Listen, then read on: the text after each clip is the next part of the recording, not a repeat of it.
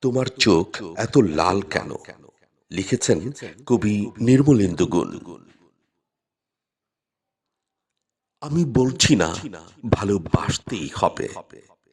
আমি চাই কেউ একজন আমার জন্য অপেক্ষা করুক, শুধু ঘরের ভেতর থেকে দরজা খুলে দেবার জন্য। বাইরে থেকে দরজা খুলতে খুলতে আমি এখন বড় ক্লান্ত। আমি বলছি না ভালোবাসতেই হবে। আমি চাই কেউ আমাকে খেতে দিক। আমি হাত পাখা নিয়ে কাউকে আমার পাশে বসে থাকতে বলছি না।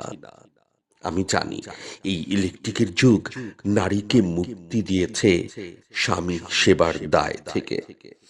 আমি চাই কেউ একজন আমাকে জিজ্ঞেস করুক আমার জল লাগবে কিনা, নুন লাগবে কিনা, পাট শাক ভাজার সঙ্গে আরো একটা তেলে ভাজা শুকনো মরিচ লাগবে কিনা। এঁটো বাসন, গেঞ্জি, রুমাল আমি নিজেই ধুতে পারি। আমি বলছি না ভালোবাসতেই হবে।